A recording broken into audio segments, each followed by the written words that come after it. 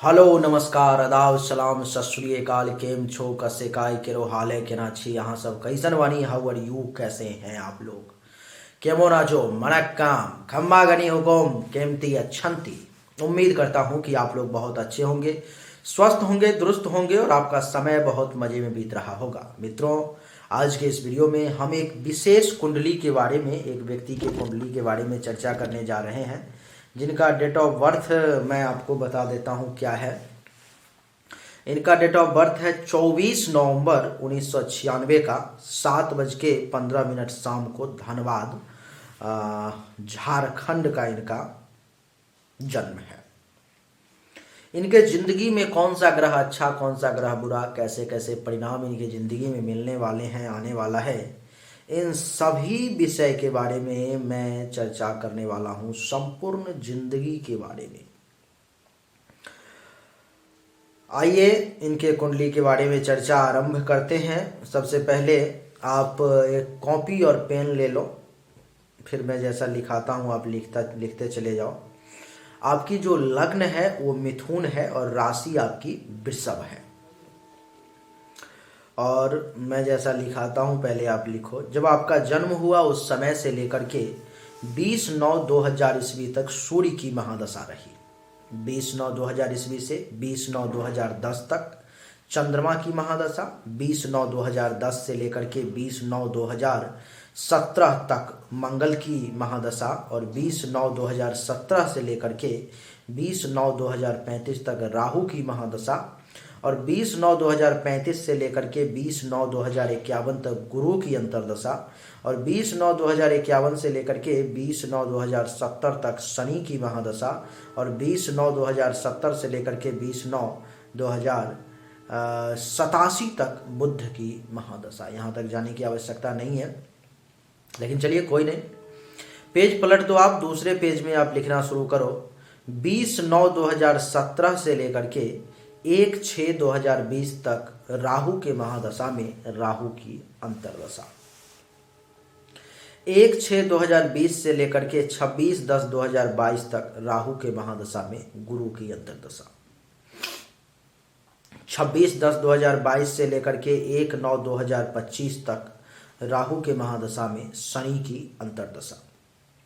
1/9/2025 से लेकर के 20/3/2028 तक राहु के महादशा में बुध की अंतर्दशा। 20/3/2028 से लेकर के 8/4/2029 तक राहु के महादशा में केतु की अंतर्दशा। 8/4/2029 से लेकर के 8/4/2032 तक राहु के महादशा में शुक्र की अंतर्दशा। 8/4/2032 से लेकर के 1 मार्च 2033 तक राहु के महादशा में सूर्य की अंतर्दशा। 1 मार्च 2033 से लेकर के 1/9/2034 तक राहु के महादशा में चंद्रमा की अंतर्दशा। 1/9/2034 से लेकर के 20/9/2035 तक राहु के महादशा में मंगल की अंतर्दशा। उसके बाद का मैंने महादशा लिखा ही दिया है आपको कि किसका क्या कैसे रहेगा।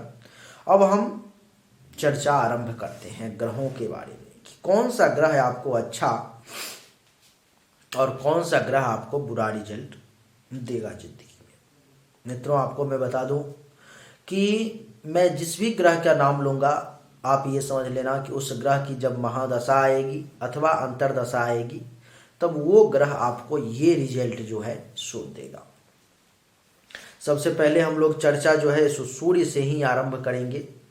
सूर्य जो है इस कुंडली में एक मारक ग्रह है। मिथुन लग्न के कुंडली में चंद्रमा, सूर्य और मंगल, चंद्रमा, सूर्य और मंगल ये मारक ग्रह होते हैं। क्या क्या प्रभाव पड़ेगा, जिंदगी आपकी कैसी बीतेगी, किस समय में क्या लाभ होगा, क्या हानि होगी, सभी विषय के बारे में चर्चा करेंगे। आइए सूर्य से ही चर्चा आरंभ करता हूँ। सूर्य इस कुंडली में 8 डिग्री पर में आपके कुंडली के छठे भाव में, जैसा कि आपको दिखाई दे रहा होगा, बैठा हुआ है। छठे भाव में सूर्य का बैठने का मतलब है कि सूर्य के समय में दुश्मनों के द्वारा परेशानी, चिंता का बढ़ना, दुश्मन के द्वारा परेशान होना, बीमारी परेशान करेगी, कुछ कर्ज में भी जाने का योग, केस मुकदमा से संबंधित किसी प्रकार की कोई परेशानी, किसी प्रकार का कोई टेंशन, पेट से संबंधित परेशानी, कलंक लगने का असर माथे पर में योग और शोक और दुख की प्राप्ति भी आपको हो सकती है। सूर्य की दृष्टि जो है सो आपके कुंडली के सप्तम दृष्टि द्वादश भाव पे पड़ेगी, यानी कि 12वें घर पर में। तो 12वां घर जो होता है वो खर्च का होता है, तो खर्च में अधिकता हो जाएगी, सैया सुख में कमी आ जाएगा, धन हानि का योग बन जाएगा, घर से दूर जाने का भी योग बनेगा और आपके लिए अस्पताल में भी जो है खर्चा करने का योग बनेगा। आपका कुछ पैसा हॉस्पिटल में जा सकता है। आंख से संबंधित भी किसी प्रकार की कोई परेशानी आ सकती है। सूर्य जो है मित्रों इस कुंडली में मालिक है तीसरे भाव का, तो छोटे भाई बहन से भी कुछ टेंशन तनाव का योग बन जाएगा। आपके स्वयं के पराक्रम में भी थोड़ी सी कमी का एहसास होगा। माता के लिए भी थोड़ा सा विपरीत समय ये रहेगा। छुपा हुआ दुश्मन आपको बड़ा परेशान करेगा। गले से संबंधित, नाक से संबंधित, कान से संबंधित किसी प्रकार की कोई परेशानी भी जो है आपको आ सकती है। सूर्य के समय में आपको दैनिक रूप से ओम आदित्याय नमः इस मंत्र का 10 माला सुबह में जाप करना शुरू कर देना चाहिए। सूर्य की जिंदगी में जब भी महादशा अंतरदशा आई होगी और आएगी तो यही फल आपको मिलेगा। इसी में कुछ 19 अथवा 20 हो जाएगा, लेकिन यही फल मिलेगा। तो सूर्य के लिए जिंदगी में कभी भी आपको माणिक के धारण करने की आवश्यकता नहीं है। सूर्य के बाद चंद्रमा की चर्चा करते हैं। चंद्रमा मित्रों इस कुंडली में द्वादश भाव में 12वें भाव में वृषभ राशि में उच्चिका होकर के बैठा हुआ है। ये चंद्रमा विदेश में जो लोग रहेंगे, अगर ये बंदा जिसकी कुंडली है अगर वो विदेश में रहे तो चंद्रमा के समय में अपार धन दौलत का योग, चंद्रमा की अंतरदशा में बहुत फायदे का योग, बहुत लाभ का योग बनेगा। लेकिन अगर ये बंदा जिनकी कुंडली है हिंदुस्तान में रहेंगे तो चंद्रमा के समय में धन हानि का योग, पैसा ज़्यादा खर्च का योग, अस्पताल से संबंधित खर्चा का योग, आंख से संबंधित परेशानी का योग, चंद्रमा की सप्तम दृष्टि छठे भाव पर में दुश्मन के द्वारा परेशान किया जाना, चिंता में रहना, रोग के द्वारा परेशान होना, कर्ज में जाना, केस मुकदमा का योग, पेट से संबंधित परेशानी का योग, कलंक लगने का योग, शोक और दुख का भी आपको सामना करना पड़ सकता है, इसलिए सावधान। चंद्रमा जो है मित्रों इस कुंडली में मालिक है दूसरे भाव का, तो चंद्रमा के समय में विदेश से अगर रहेंगे तो बैंक बैलेंस अच्छा कर पाएंगे। नहीं, अगर विदेश में नहीं रहे तो जमा पूंजी धीरे धीरे खत्म होगी। हिंदुस्तान में चंद्रमा की महादशा अंतरदशा में परिवार में टेंशन तनाव होगा, वाणी में दोष उत्पन्न हो जाएगा और पड़ोसी के साथ भी कुछ टेंशन तनाव का जो है आपके लिए योग बन जाएगा। तो चंद्रमा के समय में आपको दैनिक रूप से ओम चंद्रमसे नमः, ओम चंद्रमसे नमः मंत्र का दैनिक रूप से 10 माला जाप शुरू कर देंगे, आपके लिए बहुत अच्छा रहेगा। सूर्य के लिए माणिक के धारण करना आपके लिए बहुत खराब होगा। चंद्रमा के लिए मोती धारण करना आपके लिए बहुत खराब होगा। चंद्रमा के बाद मंगल की चर्चा करते हैं। मंगल जो है इस कुंडली में तीसरे भाव में बैठा हुआ है, अग्नि तत्व का ग्रह, अग्नि तत्व में, लेकिन मंगल इस कुंडली में एक मारक ग्रह है। मंगल का भी रिजल्ट आपके लिए बहुत अच्छा नहीं रहेगा, लेकिन मंगल इस कुंडली में बहुत मजबूत है, जिसके कारण से आप अगर बिजनेस वगैरह करना चाहें तो इलेक्ट्रॉनिक सामान का बिजनेस आप बढ़िया कर सकते हैं। मंगल का जो है सो रिजल्ट क्या होगा ये देखते हैं। मंगल के समय में आपको मेहनत ज़्यादा करना पड़ेगा। छोटे भाई बहन से जो है सो टेंशन तनाव का भी योग बन जाएगा। जूनियर्स का सपोर्ट ज़्यादा नहीं मिल पाएगा। पराक्रम में जो है सो कमी आएगी, पेशेंस लेवल कमज़ोर होगा और बिना मतलब का झूठा पराक्रम दिखाने की कोशिश करोगे। गुप्त शत्रु बड़ा परेशान करेगा। माता के लिए मृत्यु का भी समय ये हो सकता है, बड़ा विपरीत समय रहेगा मंगल का। जब भी महादशा अंतरदशा आएगी तो माता के ऊपर में खतरा की घंटी बजती रहेगी। गले से संबंधित, नाक से संबंधित, कान से संबंधित किसी प्रकार का जो है परेशानी भी हो सकता है। श्वास से संबंधित भी परेशानी आ सकती है और ऐसे जरूरी नहीं है कि माता की मृत्यु ही हो। आपके लिए मैं बता दूं कि हो सकता है मृत्यु तुल्य कष्ट हो, कोई परेशानी आ जाए, किसी बड़ी परेशानी के शिकार हो जाए, कुछ भी हो सकता है, इसलिए कोई बड़ी बात नहीं है।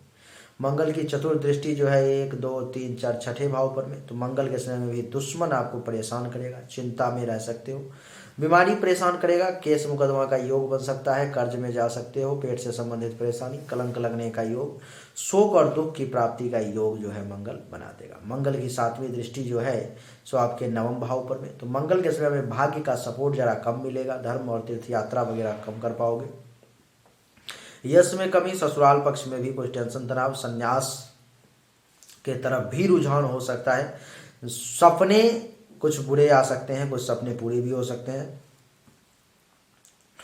बढ़िया गुरु आचार्य ऋषि मुनि ब्राह्मण इन सब का आशीर्वाद भी जो है मंगल के समय में आपको थोड़ा कम ही मिल पाएगा। मंगल की 8वीं दृष्टि 10वें भाव पर में, तो पिता के साथ भी मंगल के समय में टेंशन तनाव, अगर सरकार से कोई काम लोगे तो वहाँ भी परेशानी, काम धंधा के में परेशानी, पद प्रतिष्ठा मान सम्मान में भी परेशानी का जो है मंगल योग बना देगा। मंगल के बाद जो है सो अब बुध की चर्चा करते हैं। बुध इस कुंडली का मालिक है और 6ठे भाव में जाकर के बैठा हुआ है, तो बुध भी इस कुंडली में बहुत बढ़िया फल देने वाला नहीं है। बुध का भी रिजल्ट निगेटिव है, उसमें भी अस्त का है। तो बुध के लिए जो है मंगल के समय में आपको दैनिक रूप से हनुमान चालीसा का पाठ और ओम मंग मंगलाय नमः मंत्र का 10 माला सुबह में जाप करना पड़ेगा आपको, तब जाकर के मंगल कम बुरा रिजल्ट देगा और कुछ अच्छा रिजल्ट भी देगा। मंगल के बाद अब बुध की चर्चा करते हैं। बुध जो है सो इस कुंडली में अच्छा रिजल्ट नहीं देगा, क्योंकि ये भी 6ठे भाव में बैठा हुआ है, द्वादश भाव पर में दृष्टि, मुझे रिपीट बार बार करना पड़ रहा है। ये परेशानी आपको ज़िंदगी में ज़्यादा परेशान करेगी जब जब इन ग्रहों का समय आएगा। बुध का जब समय आएगा तो दुश्मन परेशान करेंगे, चिंता आपको परेशान करेगी, कुछ हेल्थ वाइज इशू का भी सामना करना पड़ सकता है, कर्ज वगैरह भी हो सकता है, केस मुकदमा का योग भी बन सकता है, पेट से संबंधित परेशानी की भी सामना करनी पड़ेगी, कलंक भी लग सकता है, शोक और दुख की भी प्राप्ति होगी। बुध जो है सो यहाँ से दृष्टि डालेगा द्वादश भाव पर में, यानी कि 12वें घर पर में, तो खर्चा ज़्यादा होगा, धनहानि का योग बन जाएगा, विदेश से संबंधित जो है सो यात्रा का योग बन जाएगा, अस्पताल के लिए खर्चा करना पड़ सकता है, और आँख से संबंधित किसी प्रकार की जो है सो परेशानी आपको आ सकती है, इसलिए सावधान। बुध जो है आपके लग्न का भी मालिक है और चतुर्थ भाव का भी मालिक है, तो बुध के समय में जो है सो दिमागी तौर पर में भी परेशानी, और माता, भूमि, भवन, जमीन, मकान, गाड़ी, इन सब को लेकर के भी कुछ परेशानी का आपको सामना करना पड़ेगा। बुध के समय में आपको पन्ना निश्चित रूप से आजीवन धारण करना चाहिए, और ओम बुंग बुधाय नमः, ओम बुंग बुधाय नमः, इस मंत्र का आपको 10 माला जाप शुरू कर देना चाहिए आजीवन, अथवा कम से कम बुध के समय में, तब जाकर के बुध का बढ़िया रिजल्ट जो है सुन ले पाओगे। आगे बढ़ते हैं गुरु के तरफ। गुरु के कारण इस कुंडली में राजयोग है। इस कुंडली में मैं 2 राजयोग देख रहा हूँ। सबसे पहला तो राजयोग हंस नामक राजयोग है इस कुंडली में, जो आपको अपार धन दौलत का मालिक बनाने का योग बनाता है। आपको मैं बता दूं कि गुरु की जब भी महादशा अंतरदशा आएगी, एक बढ़िया क्वालिटी का पीला पुखराज धारण कर लेना। पत्नी बड़ी सुंदर मिलेगी आपको, काम वासना की पूर्ति होगी गुरु के समय में, जीवन साथी का लाभ मिलेगा, वैवाहिक जीवन अच्छा रहेगा, दैनिक व्यवसाय रोजगार भी जो है बढ़िया चलेगा। दुश्मन जो है आपको कुछ नुकसान नहीं पहुंचा पाएंगे गुरु के समय में, क्योंकि राजयोग है उसी भाव में। पार्टनरशिप में भी अगर काम करोगे तो मिला जुला करके गुरु के समय में बढ़िया चलेगा। गुरु की 5वीं दृष्टि 11 भाव पर में, तो गुरु के समय में पैसा बहुत आएगा, आय में कई गुना वृद्धि हो जाएगी, लाभ बहुत होगा, उपलब्धि की प्राप्ति बहुत होगी, मनोकामनाओं की पूर्ति बहुत होगी, बड़े भाई बहन सीनियर्स का सपोर्ट मिलेगा, पुत्र वधू और दामाद का सुख प्राप्ति का भी योग बनेगा, हर सपना पूरा होगा, हर इच्छा पूरी होगी। गुरु की 7वीं दृष्टि आपके मस्तक पर में, तो शरीर का रंग रूप भी बढ़िया बनाएगा गुरु, आकृति भी अच्छी रहेगी, ज्ञान में भी वृद्धि हो करेगा, बल की भी कमी नहीं रहेगी, मेंटली तौर पर भी बहुत स्ट्रांग रहोगे गुरु के समय में, विवेक का सहारा लोगे, सील कैरेक्टर भी आपका अच्छा रहेगा, गर्व करने लायक काम करोगे, विनम्रता स्वभाव में बनी रहेगी। गुरु की 9वीं दृष्टि जो है सो 3रे भाव पर में, जिसके कारण छोटे भाई बहन अगर कोई होंगे तो वहाँ से भी लाभ मिलेगा, जूनियर्स का भी जो है सपोर्ट मिलेगा, पराक्रम में भी वृद्धि होगी, पैसेंस लेवल बढ़िया रहेगा, माता से भी जो है सुख मिलेगा, गुप्त शत्रु छुपा हुआ दुश्मन जो है वो भी आपका कुछ नहीं बिगाड़ पाएगा, गले से संबंधित, नाक से संबंधित, कान से संबंधित, श्वास से संबंधित किसी भी प्रकार की कोई परेशानी आती है तो वो भी जो है इस समय में दब जाएगी, वो आपका बाल भी बांका नहीं कर पाएगा। तो गुरु आपके लिए इस कुंडली में राजयोग कारक है। गुरु का समय जिंदगी में आपका हनीमून पीरियड होगा, यानी कि बहुत बढ़िया समय वो होगा। गुरु इस कुंडली में 10वें भाव का भी मालिक है, तो गुरु के समय में पिता से भी लाभ होगा, धन की भी का भी लाभ होगा, काम धंधा भी बढ़िया चलेगा। अगर सरकार से कोई टेंडर वगैरह लेते हो तो उसमें भी बहुत लाभ होगा। इज्जत प्रतिष्ठा मान सम्मान में भी कमाल की वृद्धि हो, बहुत बढ़िया समय रहेगा। शुक्र के कारण भी मालव्य नामक राजयोग बन रहा है, दो राजयोग बन रहे हैं कुंडली में। तो शुक्र का जब जब समय आएगा जिंदगी में, शुक्र के लिए जो है एक बढ़िया क्वालिटी का व्हाइट पुखराज अथवा ओपल फायर या डायमंड धारण कर लोगे, कमाल कर देगा शुक्र। पंचम भाव में बैठा हुआ है, सबसे पहले तो एक पुत्री प्राप्ति का योग बनाता है। संतान का परफॉर्मेंस बहुत बढ़िया रहेगा शुक्र के समय में। संतान का भी भाग्य बहुत साथ देगा। विद्या बुद्धि के क्षेत्र में कमाल करोगे, यश में वृद्धि होगी, चाहने वालों की संख्या बहुत बढ़ेगी, धर्म का बहुत पालन करोगे, मंगल कार्य आपके हाथों से होगा। ननिहाल पक्ष से भी लाभ मिलेगा। हृदय छाती के निचले भाग से संबंधित भी अगर किसी प्रकार की कोई परेशानी होगी तो वो भी दब जाएगी। शुक्र की दृष्टि जो है एकादश भाव पर में पड़ेगी, तो लाभ बहुत होगा, पैसा बहुत आएगा, उपलब्धि की बड़ी बड़ी प्राप्ति होगी, मनोकामनाओं की पूर्ति होगी, बड़े भाई बहन से फायदा मिलेगा, पुत्र वधू दामाद का भी सुख प्राप्त होगा। बड़ा अद्भुत संयोग रहेगा। शुक्र का जो समय है जिंदगी का आपके लिए ये भी गोल्डन पीरियड रहेगा। विदेश से भी अपार धन दौलत का योग बनेगा शुक्र के समय में आपके लिए, बहुत बढ़िया और उत्तम समय रहेगा शुक्र का। शनि की अगर बात करें तो शनि भी जो है इस कुंडली में एक योग कारक ग्रह है। शनि का भी समय जिंदगी में बढ़िया रहेगा आपके लिए।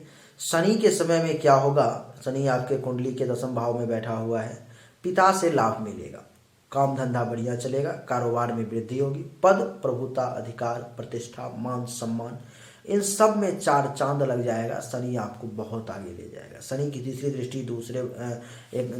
दृष्टि द्वादश भाव पर में, तो शनि के समय में खर्चा थोड़ा होगा, विदेश से प्रबल धन लाभ का योग बन जाएगा और अस्पताल का खर्चा कुछ एक्टिवेट आपका हो जाएगा। शनि की 7वीं दृष्टि जो है चतुर्थ भाव पर में, तो सुख में जो है सो वृद्धि होगी बहुत शनि के समय में। माता से लाभ मिलेगा, मकान बनने का योग बन जाएगा, जमीन खरीदने का योग बन जाएगा, अचल संपत्ति प्राप्ति का योग बन जाएगा, गाड़ी लेने का योग बन जाएगा, अनएक्सपेक्टेड धन प्राप्ति का भी शनि योग बना देगा आपके लिए। बड़ा उत्तम समय रहेगा शनि का। 8, 9, 10 शनि की 10वीं दृष्टि 7वें भाव पर में, जीवन साथी का भी सुख मिलेगा, काम वासना में भी वृद्धि होगी, वैवाहिक जीवन भी अच्छा चलेगा, व्यवसाय भी बढ़िया चलेगा, दुश्मन भी कुछ नहीं कर पाएगा और प्राइवेट पार्ट से संबंधित और किसी भी प्रकार की कोई छोटी मोटी परेशानी आती है तो वो भी शनि के समय में जो है सो दूर हो जाएगी।